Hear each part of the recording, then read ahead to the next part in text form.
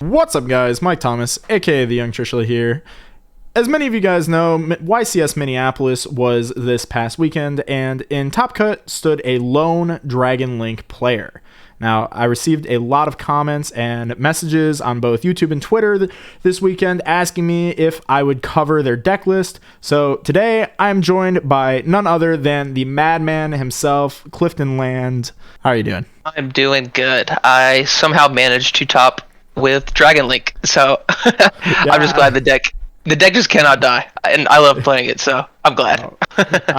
I'm really glad to see that, somebody made it into Top Cut. I unfortunately couldn't get there myself, but looking at your list right now, it looks like an absolutely perfect list, absolutely immaculate. So I just have a couple quick questions before we jump into the deck list for you.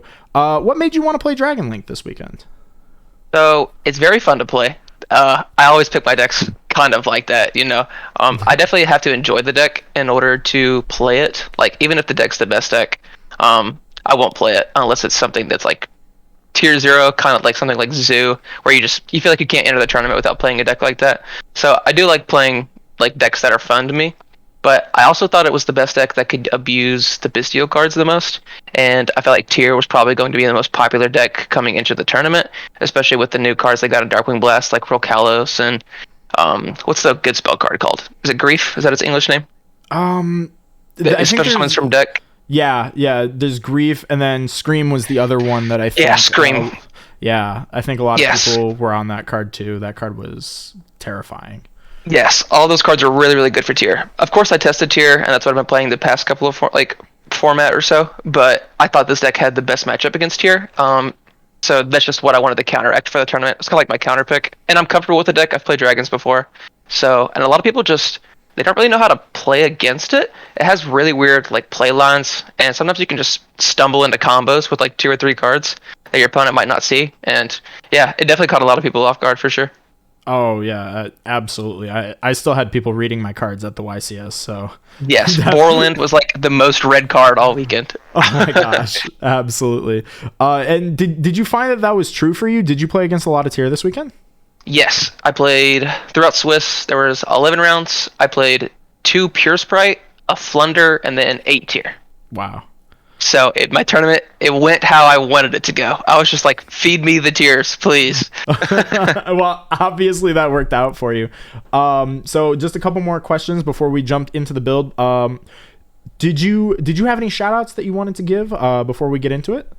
Yeah, I'll start with my team, Top Choice Gaming, all those guys. They were supporting me throughout the whole weekend. Couldn't have done it without them. My testing partners, Eric Worth, Elijah Green, and Joseph Gold, and my wife, Kat. All of them just supporting me the whole time. But yeah, it was good. A good weekend, good flights. It was an amazing trip. Awesome. And then the last question I had for you was, what build did you end up playing? I would say it's pretty standard. I feel like it's cookie cutter. There's not too much spice, but it's also kind of the first event of the format. So maybe I don't even know. It's pretty pure. It's just Bystial Dragon Link. I didn't play anything crazy like the melody stuff. I didn't play any of the Brave cards or anything like that. But I guess it's probably as pure as the deck could be considered. Yeah. So going into the event, there were a couple builds floating around. I don't know if you saw them. I was playing an adventure build of the deck, and then there was another build floating around that was heavily leaning on the Thunder Dragons. Did you test those at all going into this event? No, I didn't test either. Without the Brave stuff, I just kind of wrote it off because we lost the Hulk, so we couldn't do the Red Rose crazy stuff, as broken as that is. But without Hulk being able to summon Red Rose, I didn't know if that was going to be good enough. And then, no, I didn't even consider the Thunder deck. But I believe the Thunder deck topped, right? The Thunder Bystial? I think so. I think there was one Thunder Dragon Bystial player. I'm not sure if he played any Rockets or anything. I'm not sure either. I'd have to track that down. I was hoping that you might have known a little bit more about that. I believe he did top, but I don't think he played Rockets or anything. But yeah that's just another deck that can abuse the Dragons or the Bystial cards the best. Yeah. Well, without any further ado, I'm going to go ahead and reveal your deck list. And now that they can see it, let's talk about it. Let's do it. Yeah. So do you want to go over some of your ratios? Like, so I see you're playing a kind of a heavy, more aggressive, I would say, Bystial package. Do you want to talk about your Bystial ratios? Why you maybe played 3 Druis Worm over maybe more copies of Saronir? Sure. So Magnumut's the best one. We'll go ahead and get that one out of the way. It can search any of the dragons during the end phase. So even going second, it's an interruption against tier, and then during the end phase, you can search something like Safert to start your play, or if you already have a starter, you can search something like Levianir to help crack a board going second. My most added card off Magnamut was the Chaos Emperor, but we'll talk about him later. You can even search like Lubellion. That way, if you're playing against tier, that you have another interaction on your opponent's turn. Lubellion, I just decided I had it at 2 for a very long time because I thought 2 was going to be fine because you can search it off a Chaos base, which is insane. But I just always wanted to open a Bisset card. Every hand with more Bisset cards was just better. So I bumped Lubellion to 3. Druid Worm, it was also at 2 for a while, but I kept playing against so much tier, like during testing and stuff, and just seeing how these cards interacted against that deck, it just made it so free. So I just decided to max out on all of the quote-unquote best ones, like that would actually like DD Crow, which is like the Druid Worm and the Magnamut. Also, like after you crow them, and then you start on your turn, whenever you link off the Druid Worm or something, you can send a card to your opponent's graveyard, one of the monsters. So it also kind of works as like a little interruption. I thought the worst one was Saronir, just because it just dumps one of the branded speller traps, or I guess Lubellion if you really need to. The spell card was probably the worst card in my deck, the branded Regained. Funny enough, whenever I started with it, it was insane, because I would just play it first, and then I could like combo with like the Bissed cards, or like one of the baby Chaos Dragons or something, or even when people used Bissed cards against me, I could just shuffle cards back and draw. But I think I only did the turn 1 play where I set up the spell and the trap like once or maybe twice. It just felt like by the time I had that established, I was already winning, if that makes sense. They just couldn't crack my board. So I felt like I didn't need it. And just drawing it, like going second or something, wasn't the best. And then the trap card, the Branded Beast, also just drawing it isn't the best. You just want to be able to search it off Lubellion. But yeah, this card was insane. Branded Beast. But yeah, that's the Bystial ratios. I think 1 star near and everything was fine. I think I'd keep everything the same, except I'd probably cut the Regained for something else. That makes sense. So going off of that, you said that, when you got to the Regained, that you were already making a board that you felt confident in. What board were you going for with this deck? So I kind of just kept it classy, like the standard, like old Dragon Link board. It was just Seals, Savage, and then I tried to set up the Branded Beast trap. If I could, I would try not to leave any other monsters on the field to play around stuff like Super Poly, which I thought was going to be heavily played because of tier. So most of the time I would try to link off the Lubellion once I brought it back, and then place the Branded Beast on the field. The deck can make crazier boards. Like it can make like Seal, Savage, Borland with like a Bisted card on the field and Branded Beast pretty easy with like 2 or 3 dragons. But I just really didn't want to get blown out by Super Poly. And then since Joshua Schmidt did really well the weekend before, I knew people were probably going to be on like Lava Golem, and I even saw like people main decking Sphere mode. So I just wanted to try to play around those cards as much as possible, which is why I wasn't ending on the Borland. Because like you can't get Super Polyed with the Seal Savage field. You can't get Sphere moded because it's only 2 monsters. And then even if they Lava Golem your 2 guys, you can still get something off of the Spheres. So that's what played around at the best. And then I just tried to live, and then this deck has an amazing follow-up play because of like the Bissed cards and Magnum being able to search whatever you need for the next turn. So I just tried to play it safe and then kill him on the crackback. Yeah, I think that's probably the best way to play the deck right now. I think if you're playing the pure version, I think the Seals Pass with the Savage, I mean, that's old reliable. It's been carrying dragons for how many formats now, right? 100% win rate. Yeah, 100%. Except this time we're changing out the tidying for the much more searchable Branded Beast. Yes. Oh gosh, that card's crazy. How it's was so that card good. for you? Absolutely insane. Thankfully, it was there to pop Mystic Mind, but thankfully I didn't see any of those all weekend. I popped a Fluendary's map, which was cool. Popped some back row cards. I popped a There Can Be Only One. Oh, okay. All sorts of like weird stuff. Mainly, the most time it came up is it was in the Sprite matchup. It's like decent against tier. you can like sometimes catch like little stuff, but most of their guys just trigger off of being popped with Beast. But yeah, against Sprite it's really good because they would like try to commit to the board. You could like bounce one of their guys with Seal, and you could summon out Druid Worm, and then of course tribute the Druid Worm with the Branded Beast after they like started or something to effectively pop 2 cards.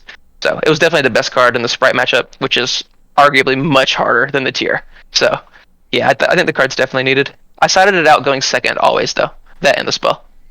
Yeah. No, I definitely think that's correct. And, I'm glad you brought it up both with the Tearlaments and Sprite because the only thing that I found, like, I think you're right, it's not super great against Tearlaments. I did find that it was sometimes useful going second against Tearlaments. Like, you could get out the Branded Beast and pop the field spell, the planet. Oh, okay. Yeah, to drop the attack points to try and, get through stuff with the Borland and do a little bit extra damage.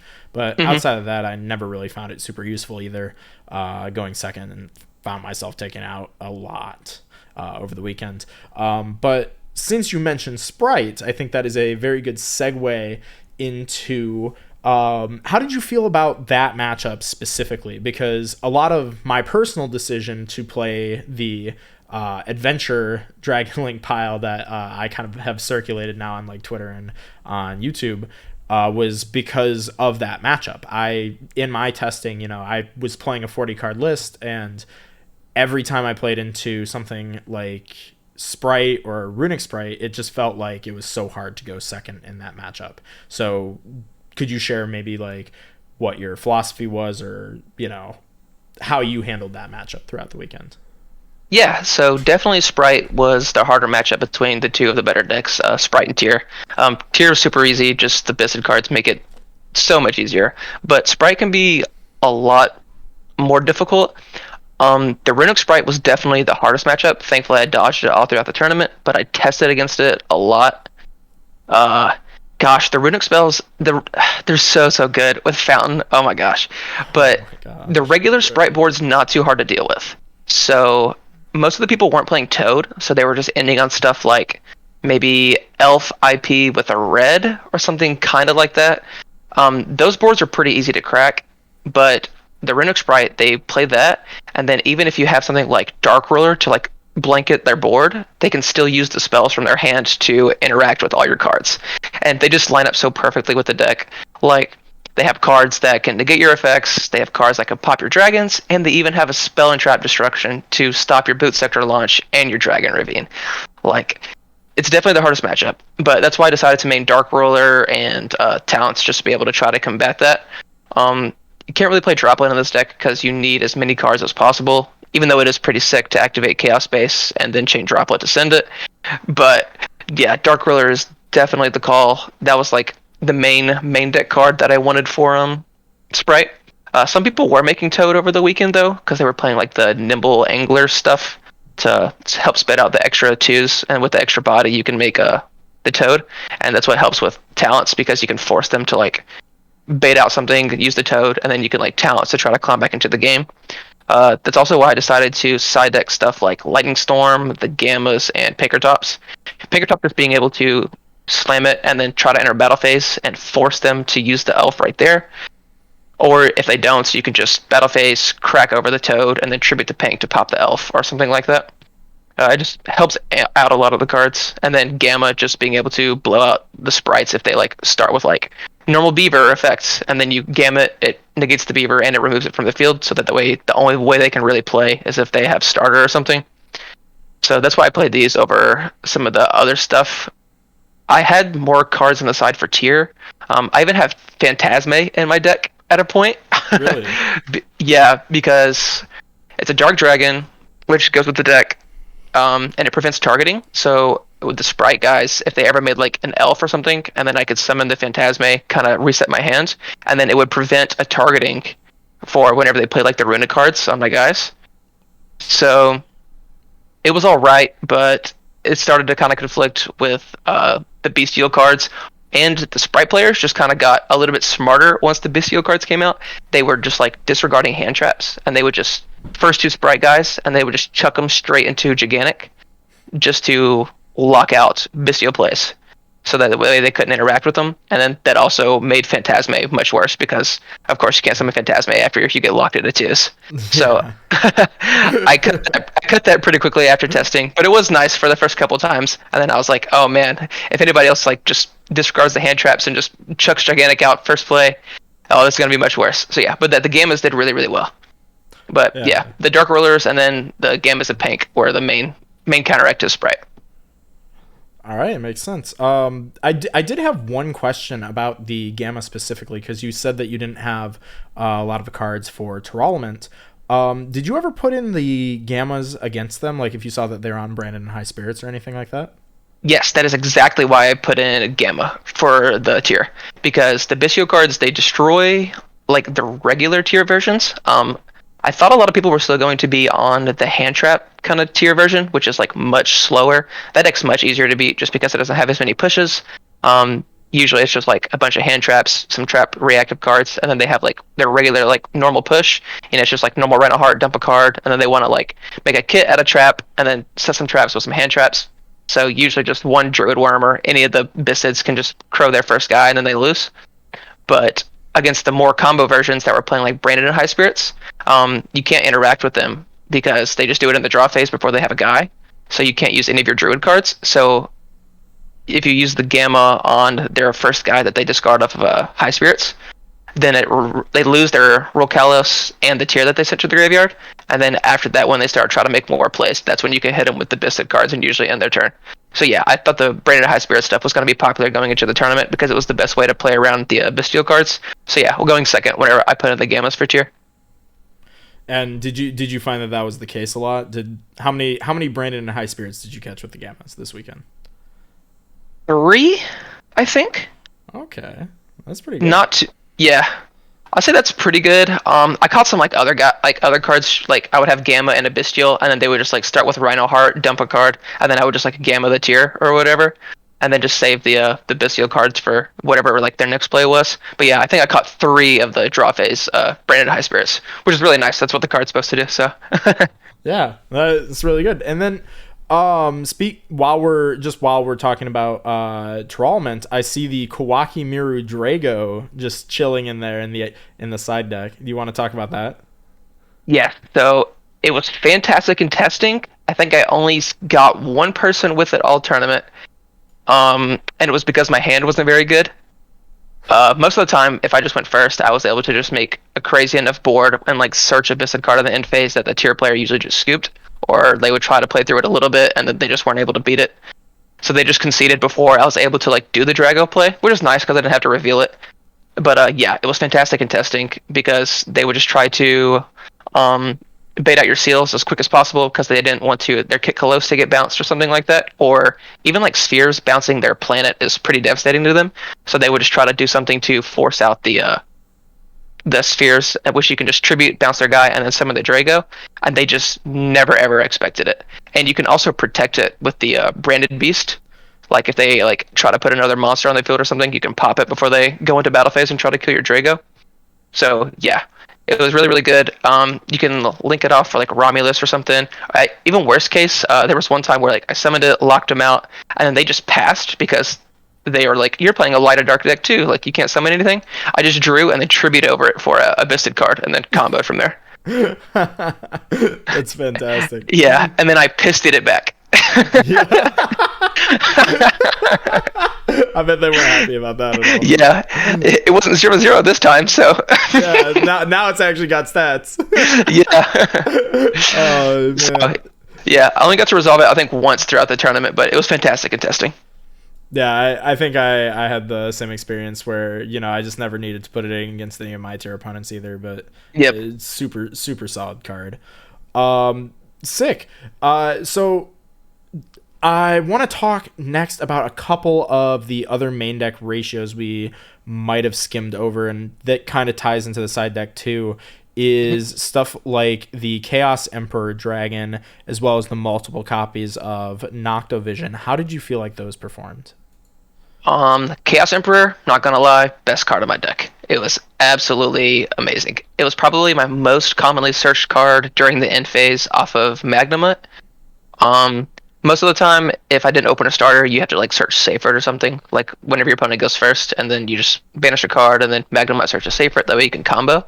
But if you go first, and then you like make a board, and then your opponent starts playing, my main thing is I would like Seals, Tribute, bounce one of their cards, and then summon Magnumite, and then I would Magnumite search the Chaos Emperor for the follow up, because by that time you usually already have like some cards that are banished, so you could like use its effects to bring back Striker Dragon or like a Bisted card that was banished, and you could just it's really good to be able to manipulate like your banished cards with the Bystial cards. So like if you really needed to put something back into your extra deck, because it can add back any of your banished dragon monsters, so you can like just summon a Bystial card, banish like Pisty, and then just scale the Chaos Emperor, destroy it, put Pisty back into the extra deck, and then combo again. And it's huge. It can summon itself from the extra deck. It's just at worst just another extender. It was fantastic. And then same thing with Nocto, kind of just another generic extender. I found myself siding out one a lot, especially when I went second. So maybe it could be cut for something else along with the regained. But it was cool because it chain blocked Magnemite. So at worst, there were times where I would like summon the Magnemite and be like chain link one Magnemite, chain link two Nocto, and then you could just make a play from there.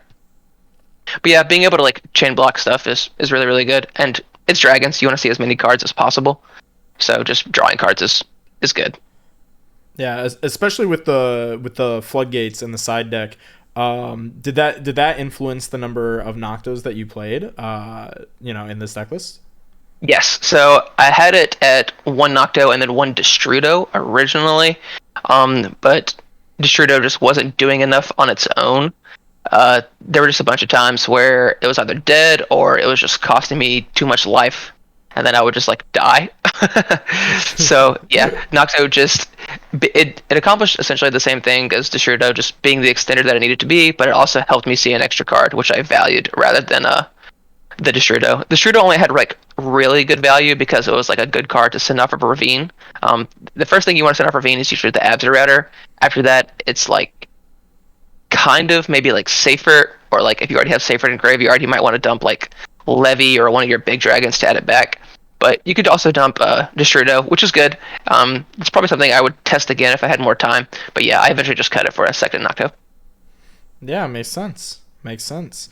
And then while we're talking about the Chaos Emperor, so you mentioned having so many good cards to add back.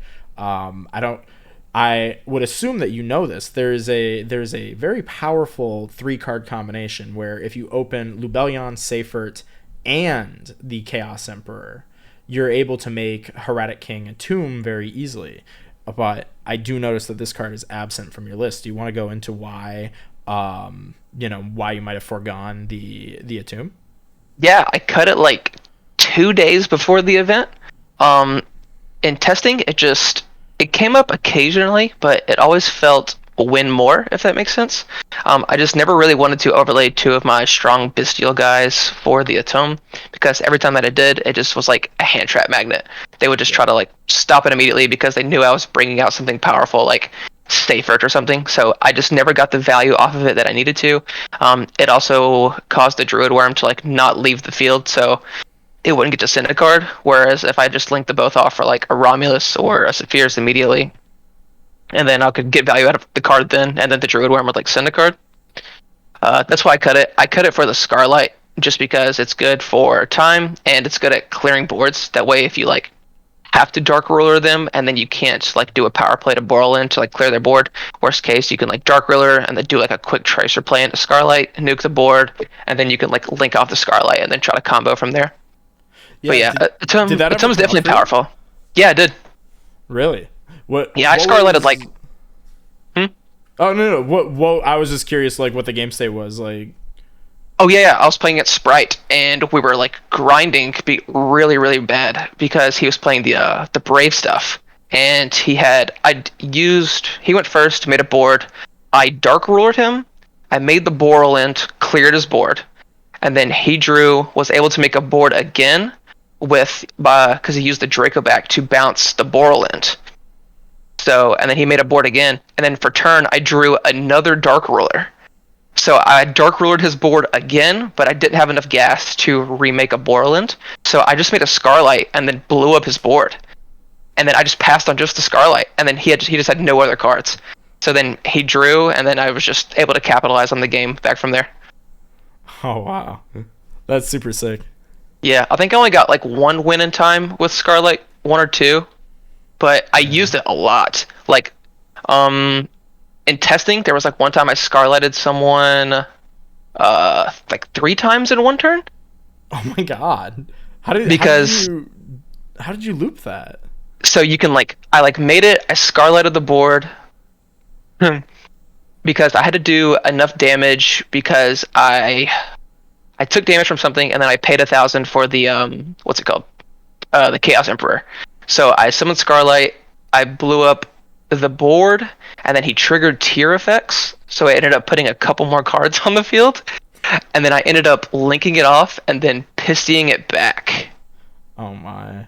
And then blew up the field again. And then, of course, you can rocket tracer or rocket recharger it back. I've even safer put it back in the extra deck before and then made it again. Oh my god! It just never goes away. I know. I know some people probably just look at this card and they're like, "Oh, obviously it's just for time." But no. It has a lot of applications. Just being able to clear the board and then just link it off and then combo from there, and they can always just be brought back whenever you need it, just to clear the field again. The card was fantastic. I'm glad I cut the attempt for it. Yeah.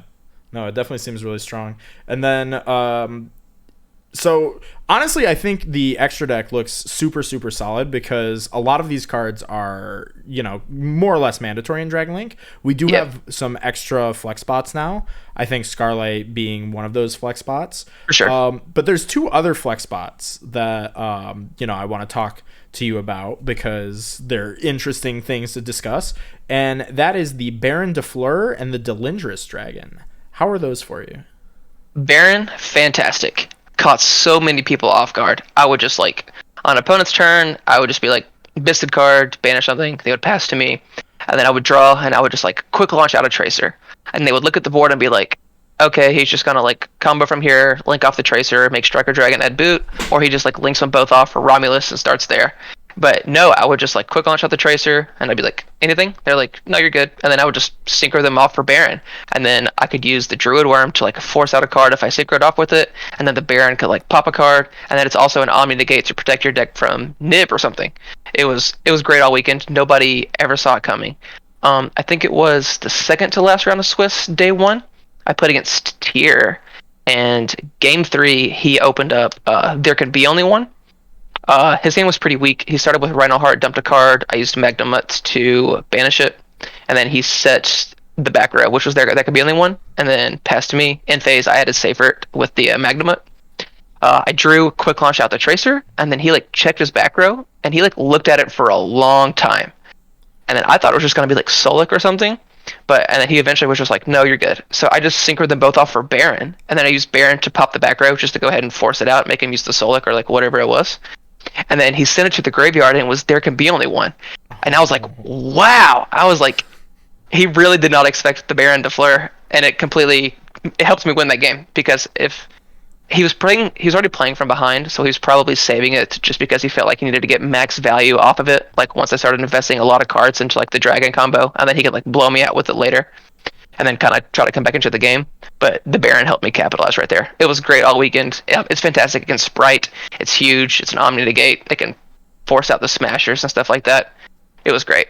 And then the Delindrous Dragon, it makes the quad Boral play to make Boral into just super crazy. I even used its effect, the one to destroy an opponent's monster during the end phase. I even used it once to pop. Yeah, it's in the feature match against Ryan Levine.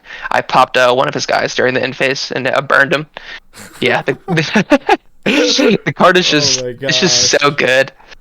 There were just times where even in simplified game states where I would just make it and then even if it would get destroyed or sent to the graveyard by Druid Worm or something, just you could quick launch out a rocket and then summon itself back from the graveyard and then make even just a dark or something like that to help extend plays. It was super, super good. Awesome. Well, I think that more or less covers it. I know you already mentioned that you would probably cut the Brandy Regained. Were there any other cards that you thought you maybe underperformed or that you would not play in the future? I'm not sure if I would cut them, but the worst cards. So Brandon Regain for sure was the worst card on my main deck.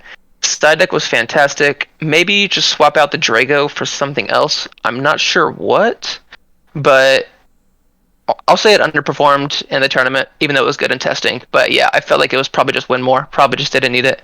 But in the extra deck, I never made IP, and then I only made Unicorn and Access Code once each. So I think those cards, they're probably still needed, but I think those are the cards that underperformed the most throughout the weekend. Okay, so how are you closing out a lot of games then? Were you just playing Bystial Beatdown? Yeah, pretty much. Just or like Borland. Like so many people, like the decks just can't out Borland. Like the only way Tier can beat it really is if they negate it with Solic, and then they have like an actual card to out it, which would be like Planet or something like that. And then the only way Sprite can usually out it is with Smashers. So if you just play smart and you can use the Borland to like negate the Jet, so that way they can't search the Smashers, or you just save the Borland to negate the Kikalos so they can't search Solic. They literally just can't beat the card. So it has perfect stats. It's 3500, so it can even crash with their huge fusions, even if they have Planet up, and it can't die by battle. So you just ram through their whole board. Yeah, like Borland was definitely the MVP card of the weekend. Access Code, it was good. It helped me clear some back row and force some stuff against a tier player, but I just feel like it lost a lot of value because you can't do the Access Code Chaos Ruler OTK anymore. So I feel like the boss monster that I usually try to go for was Borland, and then just Savage was amazing. Like Borland Savage is just like the usual crackback play after you like do your seal stuff. Yeah, I mean that's basically unbreakable for so many decks, right? Yeah, and I thought the IP would be really, really good. At worst, sometimes like you have to dark lock yourself early. So this is like just a good generic Link 2 that has the good arrows if you don't want to like burn the dark turn 1. So it has a good application like that. Also, just being able to like make IP after you get nibbed or something like that, or if your hand's pretty weak and you can't make seals. Just being able to like IP and then summon Druid Worm on your opponent's turn to banish a card, and then you can use IP and link it off and the Druid Worm for Unicorn to be able to spin a card with Unicorn and then send a card with Druid Worm. Like I thought that would come up a lot more. It was like it came up a good amount in testing, which is why I kept it in. But yeah, it didn't come up in the tournament too much. Probably just because I played so many tiers, I just never needed it. Borland was just usually enough, or the Bisted cards were just destroying my opponent. But yeah, these were probably the 3 cards that underperformed the most. Triple Burst was amazing. Yeah. Yeah, I think this card's definitely mandatory now. Like mitig so much. Just the Triple Burst into like Pisty play into Borland is so good. Oh my gosh. Did you ever use any of its other effects throughout the tournament? I didn't pierce anybody. I think I negated. What did I negate? I definitely negated something with Triple Burst. But I'm just glad I used Dillinger's Dragon's effect to pop a monster. I've never done that before. I don't think I have either. It never comes up because it never sticks to the board. Yeah. It was just our game was like really, really weird, and I had to end on like a subpar board, and then my opponent couldn't play because of Rivalry was like locking him out. So he ended up like leaving a guy on the field. I think he killed like a defense position monster that was super weak, and he left the Dillinger's on the field, and I just blew up his monster. It was so funny. He like read the card like 2 times, and he was like, "What?" Yeah, this thing does stuff too. Yeah. I love that about dragons. There's so many cards that have just secret effects that catch people off guard. The deck is it's so fluid. It can play through so many boards. There's just so many different routes to go. Your opponent just never sees it coming. That's what makes it so fun to play, I think. Yeah, I agree. I mean, it's I keep saying this, like that at some point I've stopped having fun playing Yu-Gi-Oh! And I've just started having fun playing Dragon Link. Yep. It's just one of those decks, like it's such a cool deck. It really is. Well, I don't think I have anything else for you. So unless you have any closing thoughts that you want to share, I think I think we're all set. Yeah, I think that should be it. Alrighty, well, thank you so much for your time, Clifton, and congratulations on your performance at the YCS. Of course. Thanks, Stockman. Thank you for having me on your channel. Yeah, of course.